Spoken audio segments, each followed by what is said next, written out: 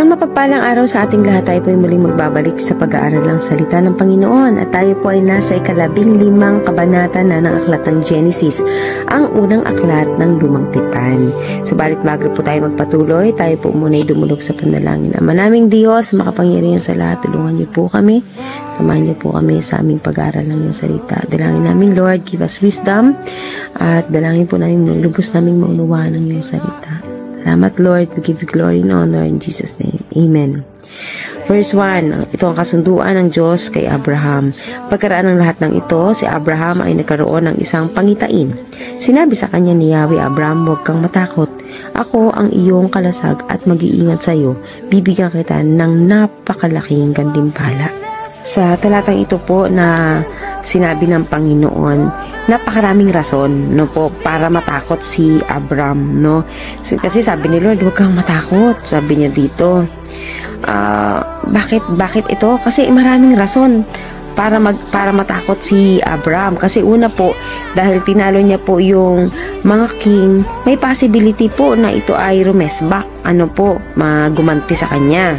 At yung pangako dito ni Lord na bibigyan kita ng napakalaking gantimpala kasi nga po hindi niya tinanggap yung binibigay ng king ng Sodoma na kung saan talaga pwedeng makompromise siya. Every time po na tinatanggihan natin yung offer ng mundo, pinapalitan po yun ni Lord ng mas malaki, mas dakila, mas kasaya-saya. Kaya kahit na hindi natin sabihin kay Lord yung kailangan natin, alam ni Lord no?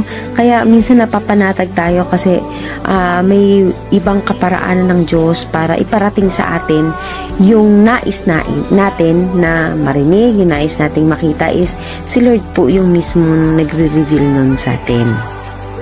Sabi sa verse 2, ngunit sinabi ni Abraham, Panginoong Yahweh, ano pang kabuluhan ng gantimpala mo sa akin kung wala naman akong anak? Wala akong tagapagmana kundi si Eliezer na taga Damasco. Hindi mo ako pinagkalooban ng anak, kaya ang alipin kong ito ang magmamana ng aking ari-arian. Dito po makikita natin na nasabi ni Abraham yung laman ng puso niya kay Lord na though meron nga siyang katiwala na si Eliezer, still hindi pa rin ito yung totoo niyang anak, nakagaya ng ipinangako ng Panginoon sa kanya. Kumbaga talagang naging honest po si Abraham kasi wala naman pong masama kung tayo magiging honest kay Lord dun sa although alam ni Lord yung naman ng puso natin, but mas maganda talaga yung time na i-open up natin sa Panginoon kung ano yung gusto natin, kaya kung meron talaga tayong hinihingi kay Lord na hindi pa natin siya nare-receive, mas magandang sa kanya natin talaga sabihin, hindi sa ibang tao. Verse 4, sabi dito, subalit sinabi ni Yahweh, hindi isang alipin ang iyong magiging tagapagmana. Ang sarili mong anak ang magiging tagapagmana. Dinala siya ni Yahweh sa labas at sinabi sa kanya, tumingin ka sa langit at masdan mo ang mga bituin. Mabibilang mo ba yan? Ganyang karami ang magiging lahi mo. Wow! So dito po makikita talaga natin na si Lord, consistent yung kanyang pangako kay Abraham. Dito talaga makikita natin na si Lord, kung ano yung pinangako niya talaga, hindi yung nagbabago. Verse 6, si Abraham ay sumampalataya kay Yahweh at dahil dito siya itinuring ni Yahweh bilang isang taong matuwid. Praise God. Sinabi pa ni Yahweh kay Abraham, ako ang kumuha sa iyo sa bahay ng Ur ng Caldea upang ibigay sa iyo ang lupain ito. Tinanong naman ni Abraham, Panginoong Yahweh, paano ko malalamang ito'y magiging akin? So makikita po natin dito yung wisdom talaga laging hinihingi ni Abraham sa Panginoon. Verse 9, sinabi sa kanya, dalhan mo ako ng isang baka, isang babaeng kambing at isang tupa. Bawat isa ay 3 taon ang gulang. Magdala ka rin ng isang kalapati at isang bato-bato. Dinala nga ni Abraham ang lahat ng iyon at biniyak ang bawat isa, maliban sa mga ibon. Inihanay niyang magkakapatong ang pinaghating hayop. Bumaba ang mga bulitre upang kainin ng mga ito, ngunit itinaboy sila ni Abraham. Sa verse na to, parang sobrang lalim na po, pero ito po ay parang isa siyang agreement or parang kung papaano ito nasiselyuhan sa pamamagitan po ng Panginoon. So, kagaya po ng hinihiling ng Diyos kay Abraham, kumbaga hindi ito yung usual na hinihingi ng Panginoon kay Abraham, but dito para makikita po natin na it's a way pa rin kung paano susunod si Abraham, no, sa mga panukala ng Panginoon. And then, ang sabi po dito ay biniyak niya ang bawat isa maliban sa mga ibon. Inihanay niyang magkakapatong ang pinaghating hayop. So, yan, talagang nandyan yung mga offering na inilagay po ni Abraham. Bumaba ang mga buhitre upang kainin ang mga ito, ngunit itinaboy sila ni Abraham. May mga time po talaga na nakaredy na yung ating mga offering, yung ating mga kaloob kay Lord. Pero yung kaaway, nandyan talaga siya para nakaawin, no? Agawin yung mga offering na yon nang hindi pa nare-receive ni Lord, no? Kaya talaga may mga plano tayo sa buhay. Minsan, like for example, pag dumating yung sahod ko, ibibigay ko yung 10% kay Lord. Tapos nung kapit mo yung sahod mo, dahil wala pa yung Sunday, no, ang dami nang ginagawa nung kaaway para agawin sa'yo yun na hindi mo maibigay kay Lord, no? Kaya ang sabi dito talaga, ang ginawa ni Abraham, talagang binantayan niya po ng magaling yung kanyang yung mga hayop na inihanda niya para kay Lord.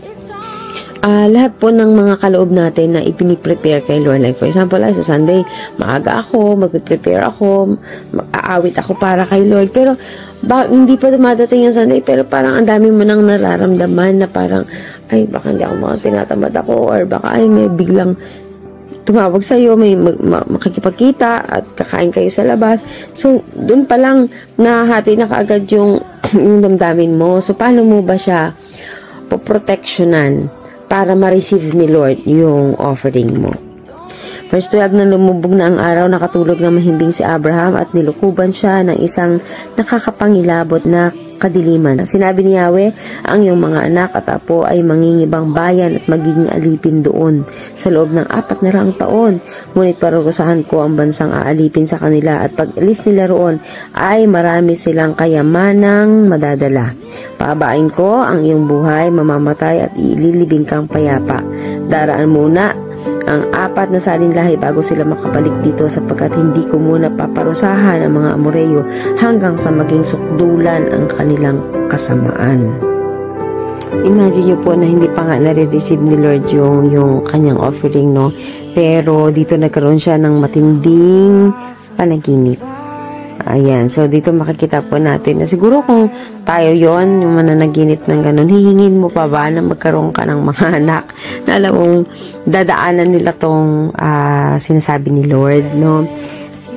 Verse 17, pagkalubog ng araw at laganap ng dilim, biglang may lumitaw na palayok na umuusok at maningas na sulo na dumaan sa pagitan ng mga pinatay na hayop. At ng araw na iyon, gumawa si Yahweh ng kasunduan nila ni Abraham at ganito ang sinabi niya, ibibigay sa lahi mo ang lupaing ito mula sa hangganan ng Ehipto hanggang sa ilog Euphrates, kasama ang lupain ng mga Sineo, Sinizeo, Kadmoneo, Hiteo, Periseo at Refaita.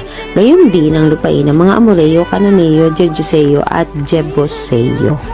Ayan, kumbaga makikita din po natin dito, no, yung representation ng Panginoon dun sa panaginip po ni Abraham, kung saan ay nakita niya yung palayok na umuusok at yung maningas na sulo na dumaan sa pagitan ng mga pinatay na hayop. So, ibig sabihin, yun po yung presence ni Lord, kagaya po ng makikita natin sa mga susunod na kabanata, yung Shekinah glory, no, yung haliging ulap at haliging apoy, no.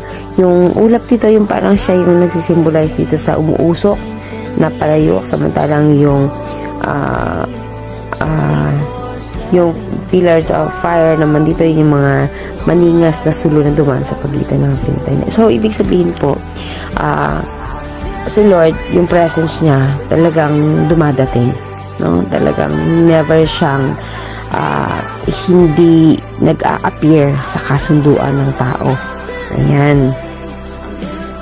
Kaya makikita po natin na yung kasunduan po ni Abraham at saka ni Lord ay naseryuhan siya, kasi si Lord mismo yung dumating doon sa mga handog ni Abraham.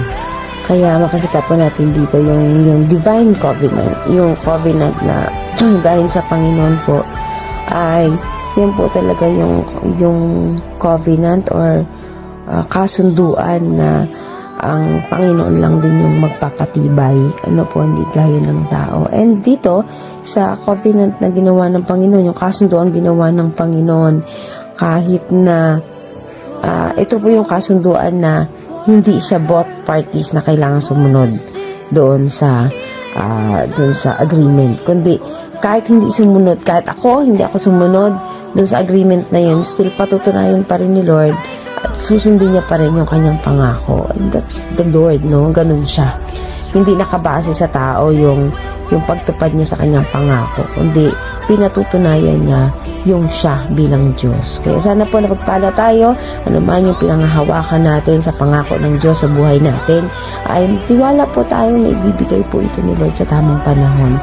Magkamali man tayo, magkulang man tayo, still si Lord, tapat siya sa kanyang pangako. God bless everyone and to God be all the glory.